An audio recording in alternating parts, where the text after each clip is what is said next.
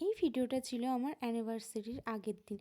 তো দেখো এখানে কিন্তু প্যান্ডেল শুরু হয়ে গেছিলো। তারপর এখানে সন্ধ্যাবেলায় আমার নেল আর্টিস্ট চলে এসেছিলো আমার নেলগুলোকে এক্সটেনশন করানোর জন্য।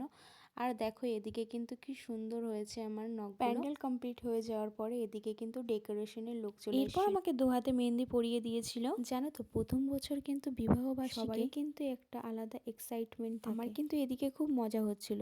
তারপর দেখো হ্যাঁ প্যান্ডেল কিন্তু পুরো কমপ্লিট হয়ে গেছে। আর হ্যাঁ আমার বাড়িতে কিন্তু আমার ফ্যামিলির সবাই চলে এসেছিল, মা বাবা সহ সমস্ত আত্মীয় স্বজন। কিন্তু আমাদের ডেকোরেশনের কাজটাও কিন্তু কমপ্লিট হয়ে গেছিল। এদিকে কিন্তু ডেকোরেশনটা খুব সুন্দর হয়েছিল। জানো তো আমার বর কিন্তু আমার ছোট ছোট জিনিসে খুব মেকআপ আর্টিস্টও কিন্তু চলে এসেছিল আর এখানে আমাকে সাজানো হচ্ছিল। তো দেখো সাজানোর পরে এখানে কিন্তু ফটোশুট শুরু করে দিয়েছিল আমাকে। আর হ্যাঁ দেখো ফাইনাল লুকটা কেমন হয়েছে, আমাকে কেমন লাগছে অবশ্যই কিন্তু কমেন্ট করে জানিও। দেখতে দেখতে কিন্তু আমাদের বিবাহের একটা বছর পার হয়ে গেল। আর এইভাবেই আমরা সারাটা জীবন একসাথে কাটিয়ে দেব। এদিকে কিন্তু আমাদের কেক কাটিং পর্ব আর কিছু নিয়ম ছিল সেগুলো কমপ্লিট হয়ে গেছিল। হ্যাঁ আমি অনেকটাই লাকি যে আমার স্বামীর মতো একজন এত ভালো মানুষ পেয়েছি। মনের মতো মানুষ পেলে কিন্তু জীবন অনেক সুন্দর হয়ে ওঠে। কিন্তু আমাকে একটা বড় অ্যালবাম গিফট করেছিল, যেটা হচ্ছে আমার ফেভারিট কিছু ফটো দিয়ে বানানো ছিল। আর এদিকে কিন্তু দেখো খাওয়া দাওয়ার পর্ব শুরু করে দিয়েছে, ভাই বোনেরা মিলে কিন্তু সবাই নাচ করছিল। আর এদিকে আমিও কিন্তু নাচ করছি, কিন্তু আমার বরমশাই খুবই লজ্জা পায় ডান্স করতে। আমার বিবাহবার্ষিকীর দিনটা আমার কাছে খুবই স্পেশাল ছিল। আমি সবার সঙ্গে খুব আনন্দ